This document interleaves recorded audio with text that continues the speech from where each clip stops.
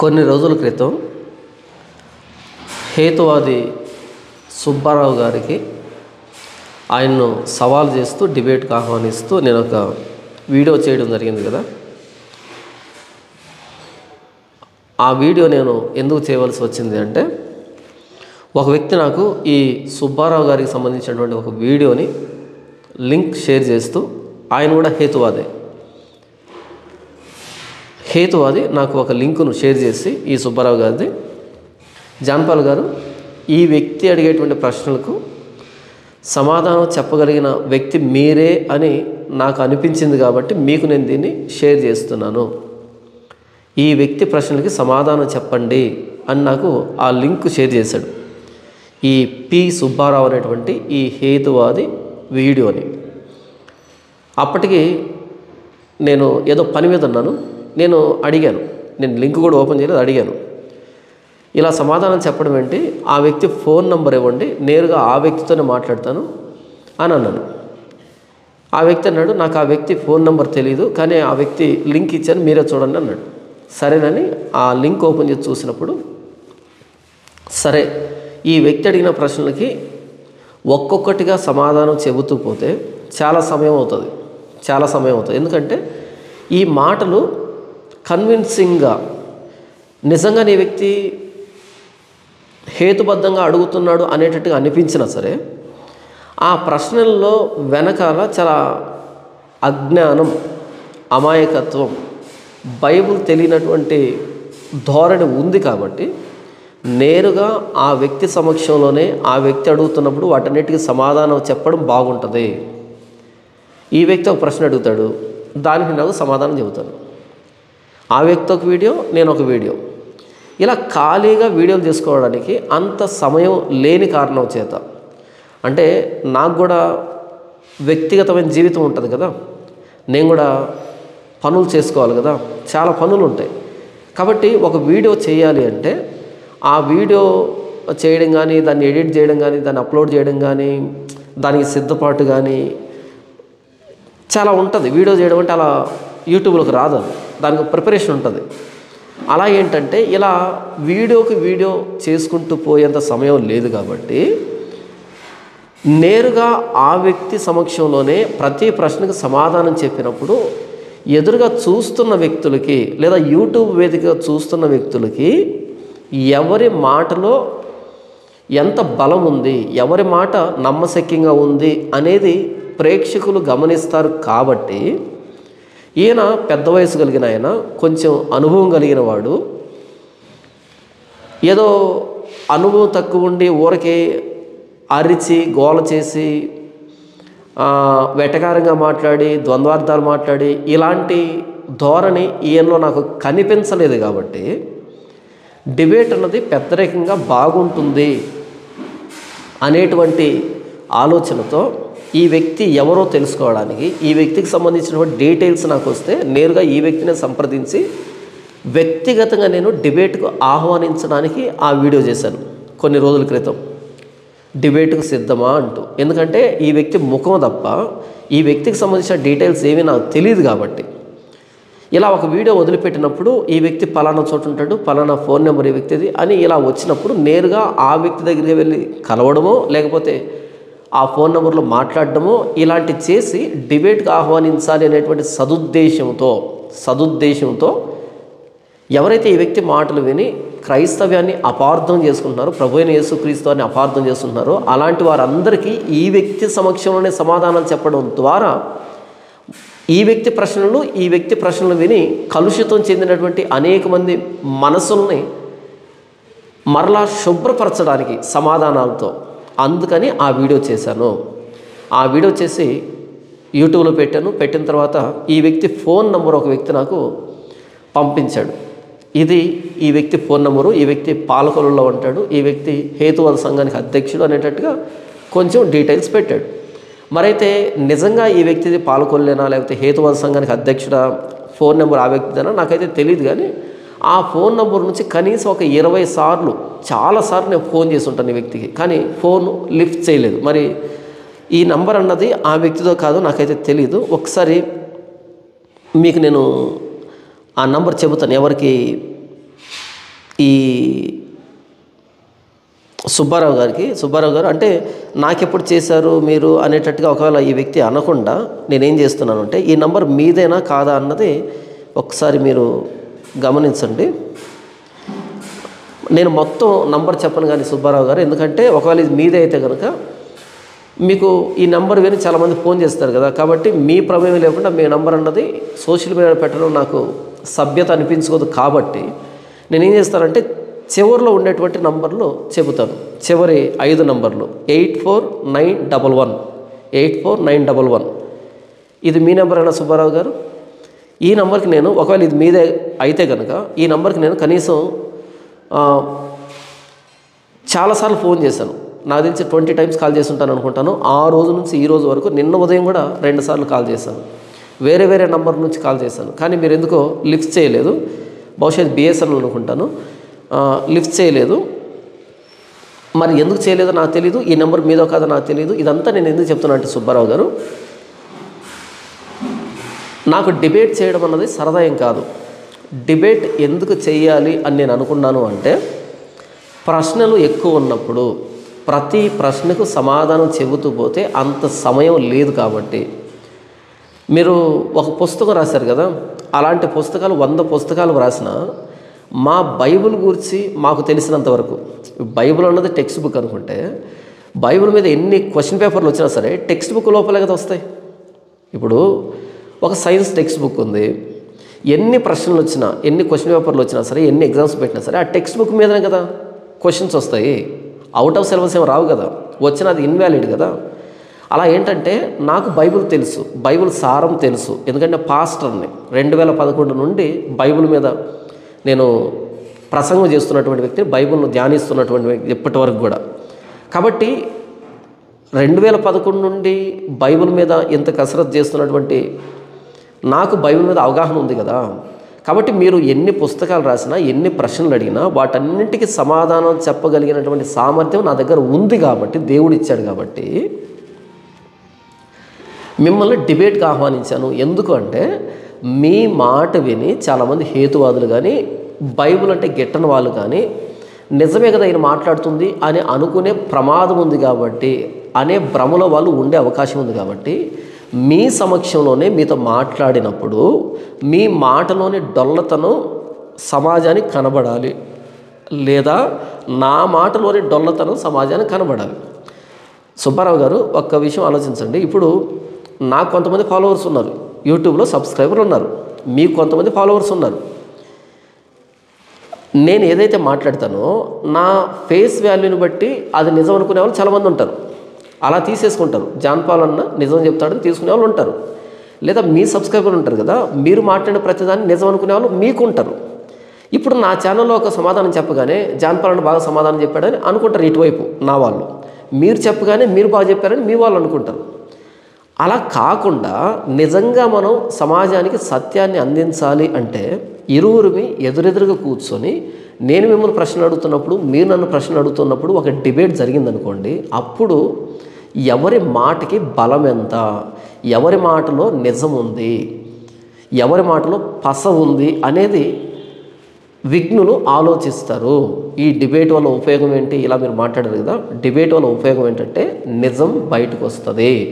మీ ఛానల్లో కూర్చొని మీరు మాట్లాడితే నా ఛానల్లో కూర్చొని నేను మాట్లాడుతూ ఉంటే ఇద్దరికి సమయం వృధా. కనుక డిబేట్కి రమ్మని నేను మిమ్మల్ని ఆహ్వానించాను. సరే, ఆ వీడియో మీ దాకా వచ్చిందో లేదో అనేటట్టుగా నేను అనుకున్నాను. కానీ అయితే మీరు 4 రోజుల క్రితం యేసు మరణం అనేక ప్రశ్నలు అనే పేరుతో ఇంకో వీడియో రిలీజ్ చేశాను. యేసు మరణం అనేక ప్రశ్నలు అనే పేరుతో ఒక వీడియో రిలీజ్ చేశాను 4 రోజుల క్రితం. దీన్ని నాకు లింకులు షేర్ చేశారు కానీ నేను చూడలేదు. అయితే నిన్న నేను చూడాల్సి వచ్చింది. అయితే ఇందులో మీరు ప్రారంభంలోనే అంటే 1 నిమిషం 33 సెకండ్ల దగ్గరనే నన్ను ప్రస్తావించారు. ఈ ప్రస్తావన విన్న తర్వాత నేను మాట్లాడిన వీడియో మీ దగ్గరకు వచ్చింది అని ఒకంత నాకు సంతోషం అనిపించింది. అదే సమయంలో నన్ను ప్రస్తావిస్తూనే నన్ను తప్పించుకునే ప్రయత్నం చేసిన దానికి, మీరు నా దగ్గర నుంచి తప్పించుకునే ప్రయత్నం చేసిన దానికి బాధ అనిపించింది. ఎందుకంటే ఎవరో ఒక ఆయన చెప్పారు, ఈయన అందరితో నేను డిబేట్ చేస్తానని వెంటబడుతూ ఉంటాడు అనేటట్టుగా మీరు అన్నారు కదా, అది కొంచెం నాకు ఇబ్బందిగా అనిపించింది. డిబేట్ చేస్తారని వెంటబడడం అన్నది సబ్జెక్టు ఉన్నవాడు చేసే పని. ఇప్పుడు నేను ఉదాహరణకి మిమ్మల్ని, సుబ్బారావు అని మిమ్మల్ని డిబేట్ చేస్తారని వెంటపడ్డాను అని అనుకుందాం. కాసేపు డిబేట్కి వచ్చాను అనుకోండి. డిబేట్లో నా డొల్లతనం బయటపడితే ఎవరికి పరువు పోతుంది? సుబ్బారావు గారు, నాకే కదా. ఎవడైనా సోషల్ మీడియాకి వచ్చి పరువు పోగొట్టుకుంటాడా? డిబేట్ చేస్తాను అని ఒక వ్యక్తి వెంటబడుతున్నాడు అంటే అది మంచి పరిణామం. డిబేట్ చేస్తాను అంటే ఏదో ఒక సాకు చెప్పి తప్పించుకోవడం అన్నది మంచి పని కాదు. కానీ మీలాగా నేను డిబేట్ చేస్తానని వెంటబడ్డం దేనికంటే మీరు నా బైబిల్ మీద పడ్డారు కాబట్టి, మీరు నా క్రైస్తవ్యం జోలికి వచ్చారు కాబట్టి నేను వెంటపడుతున్నా. గతంలో చాలామందిని డిబేట్కి రమ్మని పిలిచాను, వాళ్ళతో డిబేట్ చేశాను. ఆ డిబేట్లో వాళ్ళ పరిస్థితి ఏమైందో మీరు నా ఛానల్లో చూడొచ్చు. నేను ఎలా మాట్లాడాను, వాళ్ళు ఎలా మాట్లాడారు, ఏం జరిగిందన్నది మీరు చూడొచ్చు. కాబట్టి అందరికీ డిబేట్ చేస్తాను నేను వెళ్ళను. ఎవరైతే నా క్రైస్తవ్యం జోలికి వస్తారో, ఎవరైతే ప్రభువైన యేసుక్రీస్తు వారిని గురించి తప్పుగా మాట్లాడతారో, తప్పుగా అర్థం వచ్చేటట్టుగా చిత్రీకరించే ప్రయత్నం చేస్తారో అలాంటి వ్యక్తుల్ని బహిరంగంగా వారి సమక్షంలోనే వారు చేసిన ఆరోపణలు అబద్ధమని, అసత్యమని, అందులో పసలేదని సమాజానికి నిరూపించాలి అనేటువంటి ఆలోచనతోనే డిబేట్కి రమ్మని పిలుస్తాను తప్ప ప్రతి ఒక్కరి జోలికి నేను వెళ్ళను. సుబ్బారావు గారు, మిమ్మల్ని నేను డిబేట్కి ఎందుకు ఆహ్వానించాను అంటే చాలా జాగ్రత్త వినండి. మీరు పెద్ద వయసులో ఉన్నవాళ్ళు, అనుభవజ్ఞులు, మీరు ఏదైనా సావధానంగా మాట్లాడే స్వభావం కలిగిన వాళ్ళగా ఈ వీడియోలో నాకు కనిపించారు. కాబట్టి మీ సబ్స్క్రైబర్ని, మీ ఫాలోవర్స్ని నేను చూడకుండా, మామూలుగా యూట్యూబ్ అంటే సుబ్బారావు గారు మీరు ఎన్ని మాట మాట్లాడినా, నేను ఎన్ని మాట మాట్లాడినా సబ్స్క్రైబర్స్ని బట్టి, వాళ్ళ వ్యూవర్స్ని బట్టి ఇలాగే రన్ అవుతుంది. వీడితో మనం వెళ్తే మనకి ఏమొస్తుంది అనేటట్టుగా చూస్తారు. నేను వీడియో అంటే మిమ్మల్ని కదా అంటున్నది. యూట్యూబ్లో పరిస్థితి ఇలాగే ఉంటుంది. అయినా సరే నేను ఎందుకు మిమ్మల్ని డిబేట్కి ఆహ్వానించాను అంటే మీరు పెద్దవాళ్ళు కాబట్టి మీతో మాట్లాడితే కొంచెం అది సమాజానికి రీచ్ అవుతుంది కాబట్టి. మీరు కానీ మిగిలినటువంటి హేతువాదులు చాలామంది ఈ మధ్య యూట్యూబ్లో కనపడుతున్నారు కదా, వీళ్ళందరికీ సమాధానం చెప్పినట్టు ఉంటుంది మీ ద్వారా, మిమ్మల్ని ఆధారం చేసుకొని. లేదా మీరు హేతువాది కాబట్టి ఈ హేతువాదులకి ప్రాతినిధ్యం వహించినట్టుగా ఉంటుంది అనేటట్టుగా నేను ఆశపడ్డాను తప్ప ఇంకొక ఉద్దేశం కాదు ఇందులో. సరే, నేను ఈ సుబ్బారావు గారిని గౌరవిస్తూనే ఆయన నా గురించి చేసినటువంటి వ్యాఖ్యలు, వాటిని నేను సమాధానాలు చెబుతూ ఈ వీడియోను ముగిస్తాను. ఒకసారి సుబ్బారావు గారు ఏమన్నారు విందాం. నా మీద ఏదో రూపంలో విరుచుకుపడిన వాళ్ళు, విమర్శించిన వాళ్ళు, ఏకవచన ప్రయోగం చేసిన వాళ్ళు ఉన్నారు. ఒక ఆయన మటుకు జాన్ పాల్ అని చెప్పి నాతో డిబేట్కి సిద్ధమంటూ వీడియో చేయడం జరిగింది. ఆ వీడియోని నాకు కొద్దిమంది మిత్రులు పంపారు, 3-4 మిత్రులు పంపారు.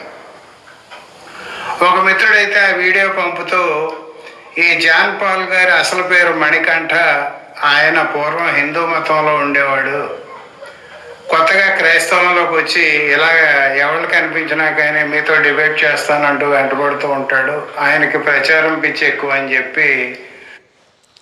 ఇక్కడ సుబ్బారావు గారికి నేను ఇస్తున్నటువంటి సలహా ఏంటంటే, సుబ్బారావు గారు కొంతమంది నాకు వీడియో లింక్ షేర్ చేశారు, జాన్ పాల్ గారి గురించి చెప్పారు అని అంటే ఓకే, బాగుండేది. ఇక్కడ మీరు ఏమన్నారు అంటే, ఒక మిత్రుడు నాకు షేర్ చేస్తూ ఆయన పూర్వం హిందూ మతంలో ఉండేవాడు, ఓకే అది కూడా మంచిదే, ఈయన పేరు మణికంఠ, ఓకే మంచిదే, నేను కాదండి. అయితే ఈయన ఎవరు కనిపించినా వాళ్ళతో డిబేట్ చేస్తారని వెంటబడుతూ ఉంటాడు, ఈయనకు మత ప్రచారం చేసే పిచ్చి ఎక్కువ అనేటట్టుగా మీరు అన్నారు కదా. ఇది మీ వయసుకి, మీ సంస్కారానికి మంచిది కాదు సుబ్బారావు గారు. ఎందుకంటే ఇప్పుడు నేను కూడా మీ లింక్ను ఎవరో ఒక మిత్రుడు షేర్ చేస్తూ ఇలా అన్నాడని మీ గురించి కూడా నేను ఏమంటారు, బైబుల్ని తప్పుపట్టాలనేటువంటి ఈ పిచ్చి ఇలాంటి పదాలు నేను కూడా ప్రయోగించవచ్చు. ఎవరో మిత్రుడు అన్నప్పుడు ఆ మిత్రుడు ఎవడు? కాబట్టి ఏంటంటే అలా నేను కూడా అనొచ్చు. అది ఒక నెగిటివ్ ఇంప్రెషన్ ఇస్తుంది. ఇలా ఆ వ్యక్తి ఇలా అన్నాడు అన్నప్పుడు, ఇప్పుడు ఆ వ్యక్తి అనడం ఏంటి, మీరు వెళ్ళండి, చూడండి, నా వీడియోలో నాకు చూడండి, ఆ లింకును పట్టుకుని నా ఛానల్లోకి వెళ్ళండి. కాబట్టి ఏంటంటే అది ఒక నెగిటివ్ ఇంప్రెషన్ ఇచ్చేటట్టుగా మీరు ఎవరి మీద చెప్పి మీరు అలా అనడం మీ వయసుకి తగినది కాదు అన్నది నేను మీకు ఇచ్చేటువంటి సలహా సుబ్బారావు గారు. నేను కూడా అలా అనగలను మిమ్మల్ని. ఎవరో ఇలా అన్నారు, ఎవరో ఇలా అన్నారని నేను కూడా అనగలను. అది మంచిది కాదు కదా సుబ్బారావు గారు, అది మంచిది కాదు. నేను ఇప్పటికీ ఏం ఆశపడుతున్నానంటే మిమ్మల్ని ముఖాముఖిగా చూచి మీ ఎదురుగా కూర్చొని మీరు ప్రభువైన యేసుక్రీస్తు అని గురించి, క్రైస్తవాన్ని గురించి సమాజంలో పంపించినటువంటి విష ప్రశ్నలు వాటికి హేతుబద్ధత లేదు అని మీ ముఖం ఎదురుగా నిరూపించాలి అనేటువంటి ఆశతో ఉన్నాను. కాబట్టి దీనికి మించి మీరన్నటువంటి ఆ సభ్యత అనేటువంటి మాటను నేను ప్రయోగించడం నాకు ఇష్టం లేదు. కాబట్టి నేను అంటాను సుబ్బారావు గారు, ఈ ధోరణి మానుకోండి, ఈ ధోరణి మానుకోండి. నేను నా వీడియోలో ఫోన్ నంబర్ ఇచ్చాను, ఈ నంబర్కి ఫోన్ చేయండి సుబ్బారావు గారు, ఎందుకంటే మీ నంబర్ నాకు తెలియదు కాబట్టి అని నా నంబర్ కూడా ఇచ్చాను, ఆ వీడియోలో చెప్పాను. మరి మీకు ఏమాత్రం అది పెద్దరికం ఉన్నా సరే నేరుగా నాకు ఫోన్ చేయొచ్చు కదా. నాకు ఫోన్ చేసి మీరు నా మీద అలా వీడియో చేశారు కదా, నేను మీతో డిబేట్కి రావట్లేదు ఎందుకంటే అని నాతో ఒక సంజాయిషి చెప్పొచ్చు కదా, ఒక కారణం చెప్పొచ్చు కదా. లేకపోతే వాట్సాప్కి మెసేజ్ చేయొచ్చు కదా. మీ నంబర్ నాకు తెలియదు కానీ నా నంబర్ మీకు తెలుసు కదా, నేను చెప్పాను, మరి నాకు కాల్ చేయొచ్చు కదా. మరలా ఇలా వీడియో చేసి అందులో ఒక నెగిటివ్గా మాట్లాడాల్సిన అవసరం ఏంటి సుబ్బారావు గారు? తప్పు కదా. ఇప్పటికైనా చెప్తున్నాను, మీ నంబర్ నాకు తెలియదు, నా దగ్గర ఒక నంబర్ ఉంది, అది మీదో కాదో నాకు తెలియదు. నేను చెప్పాను కదా, నా నంబర్ మరలా ఈ వీడియో స్క్రీన్ మీద పెడుతున్నాను. మీకు నిజంగా ఆ బాధ్యత ఉంటే లేదా నేను ఇచ్చిన గౌరవం మీకు ఉంటే మీ దగ్గర ఉంటే నాకు ఇచ్చేదానికి ఈ ఫోన్ నెంబర్ కాల్ చేయండి, నాతో మాట్లాడండి, మనం మాట్లాడుకుందాం. ఏ సుబ్బారావు గారు ఇలా ఎవరి మీద పెట్టి ప్రచార పిచ్చి ఎక్కువ, ఇది వద్దు. ప్రచార పిచ్చి ఎక్కువ. ఇప్పుడు అలాంటి పదప్రయోగం నేను చేయడం పెద్ద విశేషం ఏం కాదు కదా సుబ్బారావు గారు, దయచేసి అర్థం చేసుకుంటారని నేను అనుకుంటూ సరే ఇంకా విందాం. నాకు సమాచారం పెట్టాడు వాట్సాప్లో, అది ఎంతవరకు నిజమో నాకైతే తెలియదు. మరి కాకపోతే జాన్ పాల్ గారిని నేను ఒక విషయంలో అభినందిస్తున్నాను. ఆయన ఇతర క్రైస్తవ మత గురువుల్లాగా అన్పార్లమెంటరీ లాంగ్వేజ్ ఎక్కడ వాడలే. గతంలో తిరుపతికి చెందిన ఒక పాస్టర్ గారు అయితే బైబిల్ జోలికి వస్తే పేక మీద కాలేసి తొక్కేస్తాం అన్నంత దాకా వీడియో చేశాడు. ఈయన మటుకు చాలా పొలైట్గా మంచి భాషతోనే వీడియో చేయడం జరిగింది. అందుకు జాన్ పాల్ గారిని అభినందిస్తున్నాను. జాన్ పాల్ గారికి అనుమానం రావచ్చు, మరి నేను డిబేట్కి రమ్మంటే ఎందుకు రావట్లేదని. డిబేట్ల విషయం ఈవేళ నాకు కొత్త కాదు. నాకు ఇటువంటి వాళ్ళు నెలకు ఒకళ్ళు తగులుతూ ఉంటారు. నా మీద వీడియోలు చేసిన వాళ్ళు డజన్లలో ఉన్నారు. యూట్యూబ్లోకి వెళ్తే కొన్ని వందల వీడియోలు కనిపిస్తాయి. డిబేట్ల విషయం నాకు కొత్త కాదు. నా మీద చాలామంది వీడియోలు మాట్లాడుతుంటారు. యూట్యూబ్లోకి వెళ్తే నాకు సంబంధించిన వీడియోలు చాలా ఉంటాయి అనేటట్టుగా సుబ్బారావు గారు మాట్లాడారు కదా. నేను డిబేట్కి రమ్మంటే డిబేట్లే నాకు కొత్త కాదు అన్నట్టుగా ఈయన అన్నారు. సుబ్బారావు గారు, మీరు ఫస్ట్ డిబేట్ ఏ వయసులో చేశారు? ఈ వీడియో ముఖంగా అడుగుతున్నాను. సుబ్బారావు గారు, మీరు ఫస్ట్ డిబేట్ ఏ వయసులో చేసి ఉంటారు?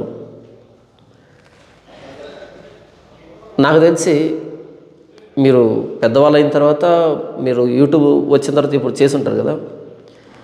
సుబ్బారావు గారు, నేను చాలా చిన్న వయసు నుంచి డిబేట్ చేసినటువంటి అనుభవం నాది. చాలా చిన్న వయసు నుంచే యూట్యూబ్లోనికి రాకముందు చాలా చేసేసాను. నా డిబేట్ చేసే పద్ధతి ఎలా ఉంటుందంటే సుబ్బారావు గారు, మీకు అర్థమయ్యేదని చెబుతున్నాను అంతే. అంటే డిబేట్లు నాకేం కొత్త కాదు. మీరు అన్నారు కదా, డిబేట్లు మీకు కొత్త కాకపోవచ్చు. డిబేట్లు అన్నవి నాకు వెన్నతో పెట్టిన విద్య. నేను చిన్నతనం నుంచి నా ఉద్దేశం, నేను యేసుప్రభువుని నమ్ముకున్న కొత్తలో నుంచే నేను వాళ్ళను వెతుక్కుంటూ వెళ్ళి వాళ్ళ స్థావరంలో కూర్చొని డిబేట్ చేసి వచ్చినటువంటి వ్యక్తిని. ఉదాహరణకి ఇస్లాం వ్యక్తులు కొంతమంది నేను యేసుప్రభువుని నమ్ముకున్న కొత్తలో నాతో వాదించడానికి ప్రయత్నం చేశారు.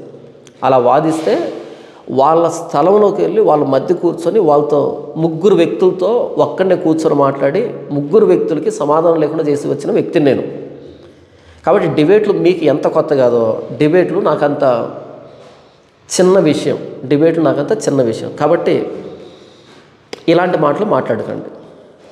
ఇకపోతే యూట్యూబ్లోకి వెళ్తే చాలా ఉంటాయి నా వీడియోలు అన్నారు కదా, యూట్యూబ్లో నా వీడియోలు కూడా చాలా ఉన్నాయి. ఇకపోతే నా మీద చాలామంది వీడియోలు చేస్తుంటారంటే నా మీద కూడా చాలామంది వీడియోలు చేస్తూ ఉంటారు. సుబ్బారావు గారు నేను ఒక విషయం చెప్పాలనుకుంటున్నా. అదేంటంటే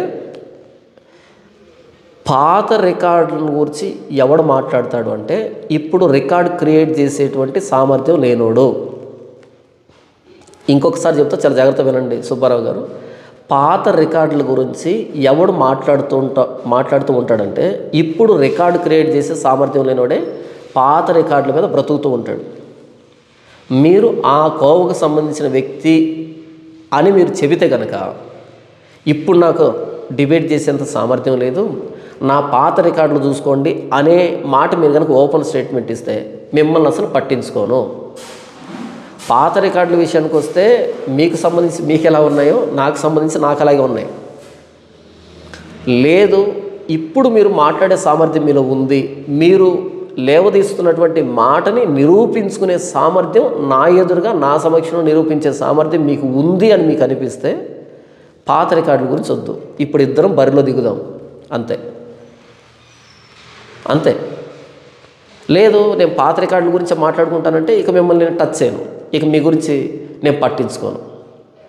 ఒకవేళ నా మీద చాలామంది వీడియోలు చేస్తారు, నా వీడియోలు యూట్యూబ్లో ఉన్నాయి, నేను డిబేట్ నాకేం కొత్త కాదన్నప్పుడు మరి ఈ సెల్ఫీ వీడియో దేనికి? మీకు డిబేట్లు కొత్త కానప్పుడు మేమే చాలామంది వీడియోలు చేస్తూ ఉన్నాడు నిజమైనప్పుడు, మీరు మీ వీడియోలు యూట్యూబ్లో చాలా ఉన్నప్పుడు మరి ఇప్పుడు ఈ సెల్ఫీ వీడియో దేనికి నా తెలియకడుతాను? ఇది అనవసరం కదా. ఎందుకు 2 రోజులకోసారి 3 రోజులకోసారి ఇలా సెల్ఫీ వీడియో అనవసరం కదా. ఒక్కరమే ఏకాకిగా కూర్చొని చేయడం అనవసరం కదా. కాబట్టి నాకు డిబేట్లు కొత్త కాదన్నప్పుడు ఓకే ఫైన్, రండి మాట్లాడుకుందాం. ఓ పెద్ద పెద్ద వేదికలు వేసుకునే మాట్లాడాల్సిన అక్కర్లేదు. మీరు ఎక్కడ ఉంటారో చెప్పండి, నాకు ఫోన్ చేసి చెప్పండి, నేనే అక్కడికి వస్తాను. ఇలా కెమెరా సెట్ చేసుకుందాం, అటువైపు మీరు కూర్చోండి, ఇటువైపు నేను కూర్చుంటాను, ఫ్రెండ్లీ టాక్ లాగా మాట్లాడుకుందాం, ఫ్రెండ్లీగా డిస్కస్ చేసుకుందాం, తప్పేంటి? నేనే వస్తాను సుబ్బారావు గారు, మీరు ప్లేస్ చెప్పండి, మీరు ఎప్పుడు ఖాళీగా ఉంటారో చెప్పండి, నేనే ఆ సమయానికి మీ దగ్గరికి వస్తాను. మీరు అటు కూర్చోండి, నేను ఇటు కూర్చుంటాను, మన ఇద్దరమే, ఇంకెవరు వద్దు, మన ఇద్దరమే. మీరు అటు కూర్చోండి, నేను ఇటు కూర్చుంటాను, మీ ఇంట్లోనే. లేకపోతే ఒక హోటల్ తీసుకుందాం చెప్పండి, హోటల్లో కూర్చుందాం, మీ ఇష్టం, ఎక్కడైనా పర్లేదు. అటు మీరు ఉంటారు, ఇటు నేను ఉంటాను. ఇదిగో ఈ కాలర్ మైక్ మీకు ఒకటి ఉంటుంది, నాకు ఒకటి ఉంటుంది, ఇలా కెమెరా పెడతాం, మాట్లాడుకుందాం. మీ ఛానల్లో అప్లోడ్ చేయండి, నా ఛానల్లో అప్లోడ్ చేస్తాను. చూసే వ్యక్తులకు అర్థమవుతుంది కదా ఎవరేం మాట్లాడుతున్నారు, ఎవరేం చెప్తున్నారు, ఎవరేం అడుగుతున్నారు అనేది చూసే వాళ్ళకి అర్థమవుతుంది కదా. ఇది పెద్ద 1 ఎకరా స్టేజ్ వేసేమి మనం పెద్ద పెద్ద హంగామా చేయనక్కర్లేదు కదా. ఒకవేళ అలా చేద్దామన్నా ఓకే, మీరు ఎలా డిబేట్ చేద్దామన్నా ఓకే, ఇలా ఫ్రెండ్లీ టాక్ లాగా మాట్లాడుకుందామన్నా ఓకే, లేకపోతే వేదిక మీద బహిరంగ చేద్దామన్నా ఓకే, మీ ఇష్టం, ఎలాగైనా ఓకే నాకు. కానీ నాకు డిబేట్లు ఏం కొత్త కాదు, ఇది వద్దు. ఈ పాత రికార్డులు వద్దు. మీకెన్ని పాత రికార్డులు ఉన్నాయో నాకన్ని పాత రికార్డులు ఉన్నాయి, నా స్థాయిలో నాకున్నాయి. కాబట్టి మీరు ఈ మధ్య చూశారు కదా, కరుణాకర్ సుగుణత జరిగిన డిబేట్ మీరు చూశారు కదా. మీకు తెలియకపోతే చూడండి. ఓకే, మీరు డిబేట్లు కొత్త కాదని మీరు ఎలా అంటున్నారో నాకు డిబేట్లు అన్నది చిన్న విషయం. కాబట్టి పాత రికార్డుల గురించి ఎవరు మాట్లాడుతూ ఉంటారంటే ప్రస్తుతంలో ఇక రికార్డు క్రియేట్ చేయలేను అనే వ్యక్తి మాత్రమే పాత రికార్డుల గురించి మాట్లాడుకుంటాడు. పాతవని వదిలిపెట్టేద్దాం, ఇప్పుడు బరిలో దిగుదాం. మీరు అలా మౌనంగా ఉండిపోయి ఉంటే, ఇప్పుడు మాట్లాడకుండా ఉండిపోయి ఉంటే, ఇలాంటి వీడియోలు 2 రోజులకోసారి 3 రోజులకోసారి చేయకుండా ఉంటే ఓహో ఈ పాత వీడియోలో నేను కూడా పట్టించుకోకుండా ఉండేవాడిని. అలా కాకుండా ఇప్పుడు కూడా మీరు మాట్లాడుతున్నారు కదా. కాబట్టి వీటికి మీరు నిరూపించుకోవాల్సిన అవసరం ఉంది ఈ ప్రశ్నల్ని నా సమక్షంలో. అందుకు మాత్రమే మిమ్మల్ని సవాల్ చేస్తున్నాం. లేదు నాకు వయసు అయిపోయింది, ఆ పాత రికార్డులే నావి, ఇప్పుడు నేను రికార్డు క్రియేట్ చేయలేను అనేటట్టుగా మీకు అనిపిస్తే వదిలేద్దాం, పెద్ద ప్రాబ్లం ఏం లేదు, నాకేం ముచ్చట్లేదు, నాకు అంత టైం కూడా లేదు. అంత టైం లేదు కాబట్టి డిబేట్కి పిలుస్తున్నాను. ఒకవేళ అంత టైం ఉంటే కనుక రోజుకొక వీడియో నేను కూడా మాట్లాడేవాడిని. ఏం సుబ్బారావు గారు, నేను మిమ్మల్ని గౌరవిస్తాను, మీరు వస్తారని నేను ఆశపడుతున్నాను. ఇప్పటికీ డిబేట్లే నాకు కొత్త కాదు, నేను అంతమందితో డిబేట్ చేశాను, ఇంతమందితో డిబేట్ చేశాను. మీరు ఎవరితో చేశారో ఏం చేశారు? మరి ఆ వీడియో ఫుటేజ్ ఎక్కడుంది ఇంతకీ? ఆ పాస్టర్లు ఎవరు ఇంతకీ? మరి పెట్టండి అవి ఇంతకీ. ఆ పాస్టర్లు ఎవరు? అది ఆగిపోయింది డిబేట్, ఇది ఆగిపోయింది డిబేట్ అన్నారు. మనది మాత్రం ఆగిపోదు, నాది మాత్రం ఆగిపోదు. మీరు ఎక్కడికి రావద్దు సుబ్బారావు గారు, నేనే మీ దగ్గరకు వస్తాను. చెప్పండి. 35 సంవత్సరాల క్రితమే 12 మంది 30 సంవత్సరాల క్రితమే 30 సంవత్సరాల క్రితమే అంటే 35 సంవత్సరాల క్రితం ఇప్పుడు అవసరమా సుబ్బారావు గారు? 30 సంవత్సరాల క్రితంది ఇప్పుడు అవసరమా? 30 సంవత్సరాల క్రితమే అంటే నేను మొన్న కదా వీడియో చేసింది. మరి 30 సంవత్సరాల క్రితమే మీరు అంతమంది సమక్షంలో కూర్చొని డిబేట్ చేస్తుంటే మరి ఇప్పుడు ఎందుకు సెల్ఫీ వీడియోలు తీస్తున్నారు? ఇప్పుడు ఎందుకు ఈ వీడియో? ఇప్పుడు ఎందుకు 2 రోజులకు ఒకసారి వీడియో వస్తూ ఉంది? 30 సంవత్సరాల క్రితమే మీరు ఇంత చేసిన వాళ్ళు మరి ఇప్పుడు ఎందుకు వీడియోలు చేస్తున్నారు? నేను 30 సంవత్సరాల క్రితం రికార్డుల గురించి కాదు మాట్లాడుతున్నాను. ఇప్పుడు మీరు చేస్తున్నటువంటి మాటలకి, ఆ వ్యాఖ్యలకి సమాధానం ఇవ్వాలి, వాటిని మీరు నా సమక్షంలో నిరూపించుకోవాలి అనే దానికి మాత్రం అడుగుతున్నాను. 30 సంవత్సరాల క్రితమే. సరే చూద్దాం ఏం చేశారు 30 సంవత్సరాల క్రితం. పాస్టర్లతో విజయవాడలో జరిగిన డిబేట్లో నేను పాల్గొన్నా. వీడియోలు కనిపిస్తాయి. 35 సంవత్సరాల క్రితమే 12 మంది క్రైస్తవ పాస్టర్లతో విజయవాడలో జరిగిన డిబేట్లో నేను పాల్గొన్నా. 30 సంవత్సరాల క్రితం 12 మంది పాస్టర్లతో జరిగినటువంటి డిబేట్లో విజయవాడలో నేను పాల్గొన్నాడంట. మరి 12 మందితో డిబేట్ చేసినటువంటి చరిత్ర కలిగినటువంటి ఎంతకు ఎవరు వాళ్ళు, ఏం టాపిక్, ఎలా జరిగింది, ఆ ఫుటేజ్ ఏమైనా ఉందా? లేదు. ఏదో మీరు చెప్పారు, మేము కూడా వినాలి. ఎందుకంటే అప్పుడు యూట్యూబ్ కూడా లేదు కదా 30 సంవత్సరాల క్రితం అంటే. కాబట్టి మీరు అప్పుడు ఏం చేశారో, వాళ్ళేం అడిగారో, మీరేం చెప్పారో ఇదంతా ఎవరికి తెలియదు. నమ్మశక్యం కూడా లేదు, ఎందుకంటే ఆధారం లేదు కాబట్టి. జరిగి ఉండొచ్చేమో కానీ నమ్మశక్యంగా లేదు. 12 మంది పాస్టర్లతో మీరు ఏం మాట్లాడుంటారో కూడా నిజంగా నాకైతే తెలియదు, ఎవరికి తెలియదు. మీరు చెప్పారు, మేము వినాలంతే. ఇప్పుడు నేను కూడా అంటాను అనుకోండి, ఉదాహరణకి, ఇది నిజం కాదు, ఉదాహరణ చెప్తున్నాను. నేను కూడా ఒక 10 సంవత్సరాల క్రితం 100 మంది హేతువాదులతో వాళ్ళని చిత్తుగా ఓడించాను అని అన్నాను అనుకోండి. అలా కాదు కదా సుబ్బారావు గారు. ఇప్పుడు నేను ఒకటి వచ్చాను, డిబేట్కి అడుగుతున్నాను. పెద్ద స్థాయిలో ఏమొద్దు, మామూలుగా ఇలాగే మాట్లాడుకుందాం, ఫ్రెండ్లీగా మాట్లాడుకుందాం. ఒక్కరోజు ఎప్పుడు ఖాళీగా ఉంటారో చెప్పండి, నేనే వస్తాను అక్కడికి. ఇంకేంటి 30 సంవత్సరాలు వెనక్కి వెళ్ళి అది జరిగిందా లేదా ఇదంతా దేని సుబ్బారావు గారు ఇదంతా? అది నేను అంటున్నది. 30 సంవత్సరాల క్రితం మీరు ఆ రేంజ్లో మాట్లాడితే మరి ఇప్పుడు ఎందుకు సెల్ఫీ వీడియోలు చేసుకుంటున్నారు? ఇప్పుడు ఎందుకు సెల్ఫీ వీడియోలు చేసుకోవాల్సిన అవసరం వచ్చింది మీకు? ఇప్పుడు మీరు ఉన్నారు కదా, మీరు మాట్లాడుతున్నారు కదా, ఇలానే మాట్లాడుతున్నారు సుబ్బారావు గారు, తప్పేంటి? ఇప్పుడు మీరు ఒక్కరే కూర్చొని మాట్లాడుతున్నారు, పక్కనే నేను ఉంటాను, ఇంకేంటి? అంతే కదా, అంతమించి ఏం జరుగుతుంది డిబేట్ అంటే? కత్తులతో ఏం పొడుచుకోం కదా. పాత రికార్డుల గురించి ఎవరై మాట్లాడతారో వాళ్ళు ఇప్పుడు రికార్డు క్రియేట్ చేసే స్థితిలో లేరు కాబట్టి పాత వాటిని చెప్పుకుంటూ ఉంటారు. ఏం సుబ్బారావు గారు, మీరు ఇంకా 30 సంవత్సరాల క్రితం రికార్డులు చెప్పుకుంటారా? ఇప్పుడేమి పాస్టర్ జాన్ పాల్ నేను ఓడించాననే రికార్డు మీకేం వద్దా కొత్తగా?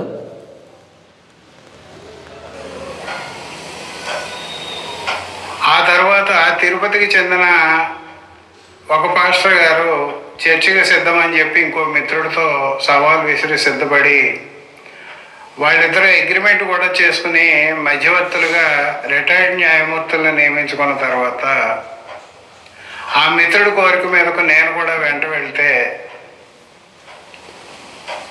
చివరి నిమిషంలో రకరకాల కొర్రీలు వేసి డిబేట్ నుంచి పారిపోవడం జరిగింది. సుబ్బారావు గారితో ఎవరో డిబేట్కు సిద్ధపడి తిరుపతిలో పాస్టర్ గారు చివరి నిమిషంలో ఏదో క్యాన్సిల్ చేసుకున్నారంట, పారిపోవడం జరిగింది అని అన్నారు. చివరి నిమిషంలో పారిపోవడం జరిగింది అని అన్నారు కదా సుబ్బారావు గారు.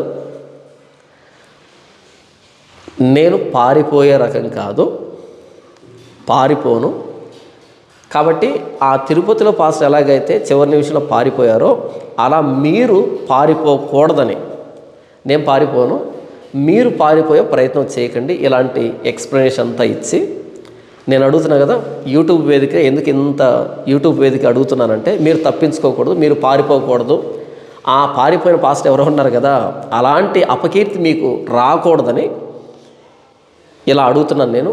నేను పారిపోను, వేదిక మీరు సిద్ధపరిచిన మీ హేతువాద సంఘం తరపున లేదా వేదికను నన్ను సిద్ధపరచమన్నా సరే, మరొకసారి చెప్తున్న సుబ్బారావు గారు, వేదికని మీరు సిద్ధపరిచిన లేదా వేదికను నన్ను సిద్ధపరచమన్నా లేదా ఇద్దరం కలిసి దాంట్లో పాలు పంపులు పొందుదామన్నా సరే, ఇద్దరం షేర్ చేసుకుందామన్నా సరే, పాస్టర్ జాన్ పాల్ అనే నేను సిద్ధంగా ఉన్నాను.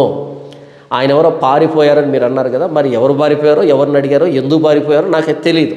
ఓకే, పాత రికార్డులు వద్దు సుబ్బారావు గారు, నేను పారిపోయే రకం కాదు, మీరు కూడా పారిపోవద్దు ఇలాంటి ఎక్స్ప్లెనేషన్ ఇచ్చి.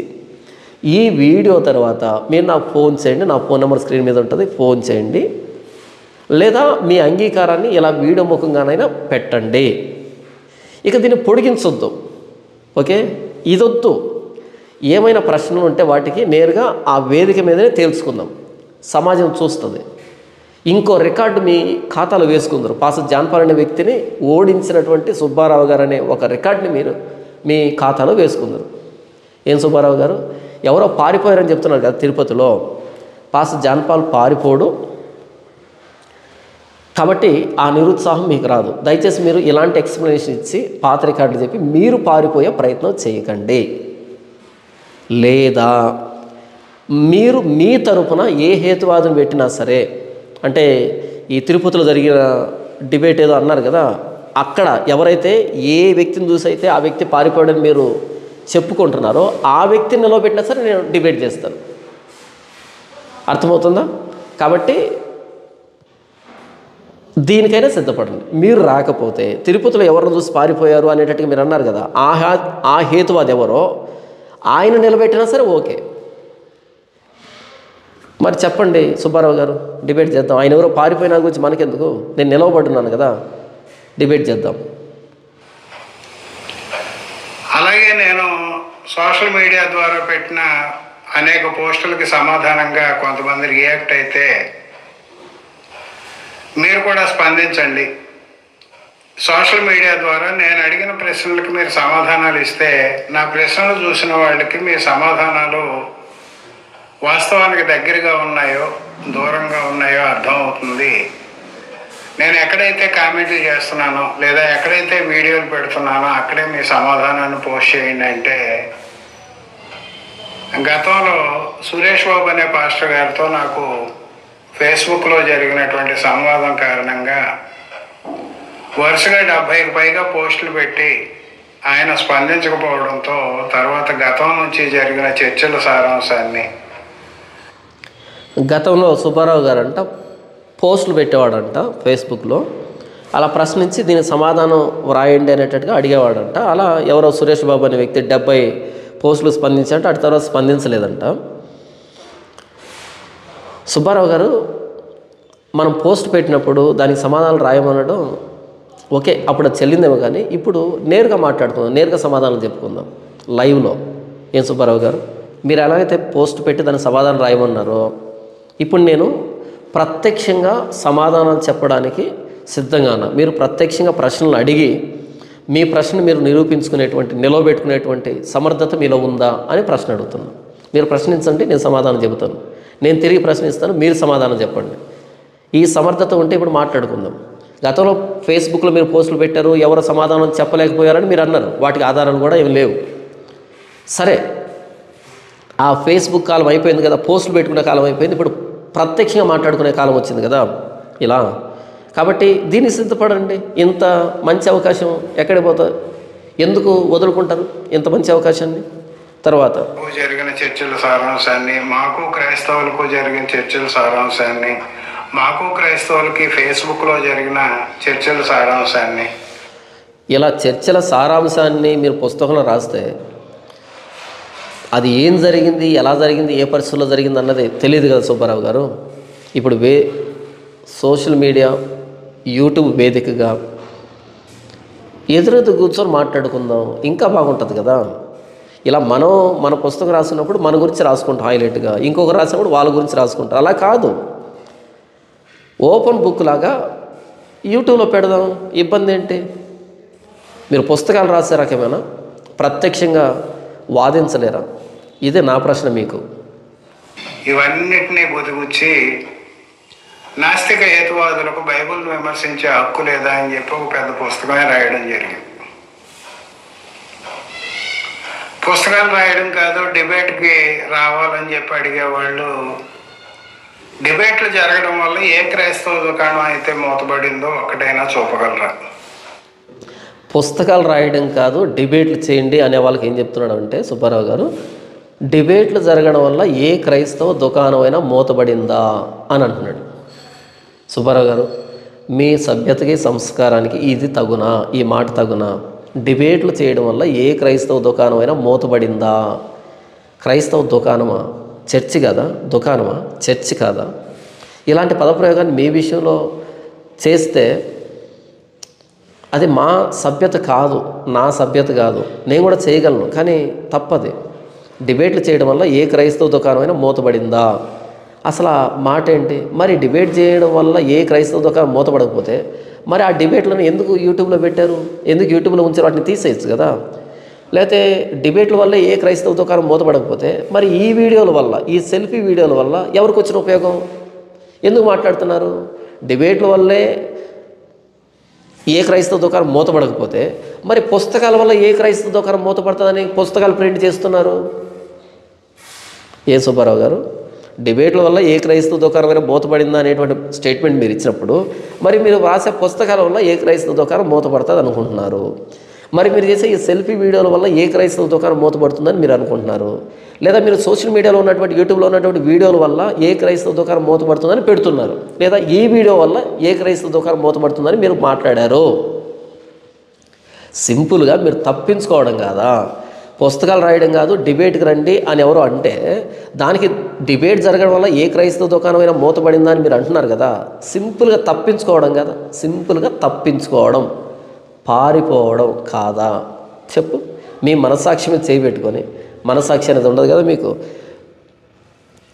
నిజంగా ఆలోచించండి. ఇది తప్పించుకోవడం కాదా? తప్పించుకోవడం కాదా? వినండి ఇంకొకసారి. కావాలని చెప్పి అడిగేవాళ్ళు డిబేట్లు జరగడం వల్ల ఏ క్రైస్తవ దుకాణం అయితే మూతబడిందో ఒక్కటైనా చూపగలరా? మరి ఈ వీడియోల వల్ల ఏ క్రైస్తవ దుకాణమైనా మూతపడింది ఒక్కటైనా చూపించగలవా? మీరు రాసిన పుస్తకాల వల్ల ఏ క్రైస్తవ దుకాణమైనా మూతపడింది చూపించగలవా? లేకపోతే నాకు డిబేట్లు కొత్త కాదు, నాకు అది కొత్త కాదు, ఇది కొత్త కాదు అన్నావు కదా, వాటి వల్ల ఏ క్రైస్తవ దుకాణమైనా మూతపడిందని చెప్పగలవా? అంతే కదా. మరి ఏ క్రైస్తవ దుకాణం మూతపడకపోతే వాటి గురించి ఇప్పుడు చెప్పుకోవడం వల్ల ఏంటి వచ్చిన ఉపయోగం? తప్పించుకోవడం అంటారు సుబ్బారావు గారు దీన్ని. తప్పించుకోవడం కాదు, పారిపోవడం అంటారు దీన్ని. వినండి ఇంకొకసారి. కావాలని చెప్పి అడిగేవాళ్ళు జరిగింది. వినండి. పుస్తకాలు రాయడం కాదు, డిబేట్కి రావాలని చెప్పి అడిగేవాళ్ళు బాగా అడిగారు కదా. పుస్తకాలు రాయడం కాదు, డిబేట్కి రావాలి, బాగా అడిగారు కదా. దీనికి సమాధానం చూడండి. డిబేట్లు జరగడం వల్ల ఏ క్రైస్తవ దుకాణం అయితే మూతబడిందో ఒక్కటైనా చూపగలరా? ఇది సమాధానం. డిబేట్లు జరగడం వల్ల ఏ క్రైస్తవ దుకాణమైనా మూతపడిందా ఒక్కటైనా చెప్పగలరా? అసలు ఇది సమాధానమా? ఏ క్రైస్తవ దుకాణం మూతపడదో. కానీ మీ వాదనలో ఎంత పస ఉందో ప్రేక్షకులకు అర్థమవుతుంది సుబ్బారావు గారు.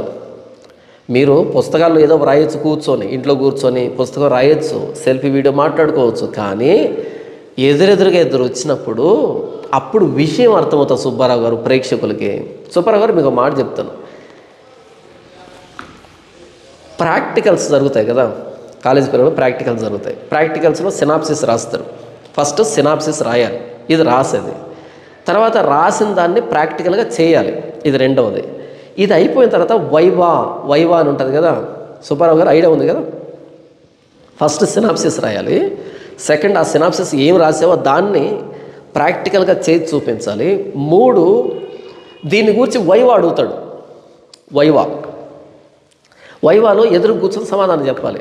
కొంతమంది సినాప్సిస్ రాస్తారు కానీ ప్రాక్టికల్ చేయలేరు. కొంతమంది సినాప్సిస్ ప్రాక్టికల్స్ రెండు చేస్తారు కానీ వైవా దగ్గరకు వచ్చేటప్పటికి చెమటలు పోస్తాయి. ఎందుకని అక్కడ సినాప్సిస్ ఏదైనా రాయొచ్చు, ప్రాక్టికల్ ఏదైనా చేయొచ్చు, అది మన చేతిలో ఉంటుంది. కానీ వైవాలో అవతల వ్యక్తి ఫటాఫట్ అడుగుతూ ఉంటే చెమటలు పోస్తాయి చాలామందికి. సినాప్సిస్ రాసినంత సులభం కాదు వైవా ఫేస్ చేయడం అన్నది. సుబ్బారావు గారు నేను చెప్పింది అర్థమైంది కదా మీకు. డిబేట్ అన్నది వైవా లాంటిది. ఎదురుగా పర్సన్తో మాట్లాడడం అన్నది అంత చిన్న విషయం కాదు. పుస్తకం ఏముంది, రాయొచ్చు కూర్చొని, ఫ్యాన్ కింద కూర్చొని అలా రాయొచ్చు అనమాట. దాన్ని ప్రింటింగ్ ఇస్తే వాడు ప్రింట్ చేస్తాడు, పెద్ద విశేషమేం కాదు. అది సినాప్సిస్ రాసినట్టు. కానీ పర్సన్ ఎదురుగా కూర్చొని దాన్ని ప్రూవ్ చేయాలి. అది వైవా లాంటిది. చెమటలు పోస్తాయి చాలామందికి. ఏం సుబ్బారావు గారు, అందుకని మీరు తప్పించుకుంటున్నారు, పారిపోతున్నారని నేను అనుకుంటున్నాను. కాదు, నేను పారిపోయే రకం కాదు. నన్ను చూసే చాలామంది పారిపోయారనే ఆ ఓల్డ్ రికార్డ్ ఏదైతే ఉందో దాన్ని తీసుకొని రండి, నిరూపించుకుందాం ఇద్దరం. నా ఎదురు కూర్చోండి, ఇప్పుడు అడిగితే అడగండి, అంతే కదా. ఇప్పుడు మీరు ఏవైతే వీడియోలు చేస్తున్నారో అవే అడగండి, మాట్లాడుకుందాం, సమాధానాలు, అంతే కదా. మీరు ప్రశ్నించండి, నేను సమాధానం చెప్తాను, నేను ప్రశ్నిస్తాను, మీరు సమాధానం చెప్పండి. మూడో వ్యక్తికి విషయం అర్థమవుతుంది. చర్చలు, దుకాణాలు మూతపడాల్సిన అక్కర్లే, ఏవో మూతపడాల్సిన అక్కర్లే. ఒక్కడికైనా సత్యం తెలుస్తుంది కదా. మీరు మీ కెమెరా ఎదురుగా మాట్లాడతారు, నేను నా కెమెరా ఎదురుగా మాట్లాడుతున్నాను. అలా కాకుండా ఇద్దరం కలిసి ఒకే కెమెరా ఎదురుగా మాట్లాడదాం, తప్పేంటి? ఒక రోజులో ఒక డిస్కషన్ చేద్దాం, తప్పేంటి? డిబేట్ వల్ల ఏ క్రైస్తవ దుకాణమైనా మూతపడింది. అసలు చర్చిని దుకాణం అంటున్నారంటే మీ సభ్యత ఎలా ఉందో ఒకసారి మీరే ఆలోచించుకోండి. మీరు సెల్ఫీ వీడియో తీసుకుంటున్నారు, నేను సెల్ఫీ వీడియో మాట్లాడతాను. అలా కాకుండా ఇద్దరం కలిసి ఒక కెమెరా ఎదురుగా మాట్లాడదాం, అంతే కదా. డిబేట్ అంటే ఇంకేముంటుంది? తప్పించుకోవడం, పారిపోవడం అంటారు సుబ్బారావు గారు. ఇది పారిపోవడం అంటారు. నాస్తికులకి క్రైస్తవులకి చర్చలు జరిగాయి, హిందువులకి క్రైస్తవులకి మధ్య చర్చలు జరిగాయి, సత్యాన్వేషులకి క్రైస్తవులకి మధ్య చర్చలు జరిగాయి. మాతో జరిగిన చర్చల్లో బైబిల్లో కొన్ని లోపాలు ఉన్నమాట వాస్తవమే అని చెప్పి అంగీకరించినప్పటికీ కూడా ఇది సచ్చుబాట కదా సుబ్బారావు గారు. మాతో జరిగిన చర్చల్లో బైబిల్లో కొన్ని లోపాలు ఉన్నాయన్నమాట అంగీకరించారంట చాలామంది. ఎవరు ఇంతకాల్లో బైబిల్లో లోపాలు ఉన్నాయా? సుబ్బారావు గారు సచ్చు మాట మాట్లాడారు. ఎవరు ఎందుకు బైబిల్లో లోపాలు ఉన్నాయని చెప్పి ఒప్పుకున్నటువంటి ఆ వ్యక్తి ఎవరు? బైబిల్లో లోపాలు ఎందుకు ఉంటాయి?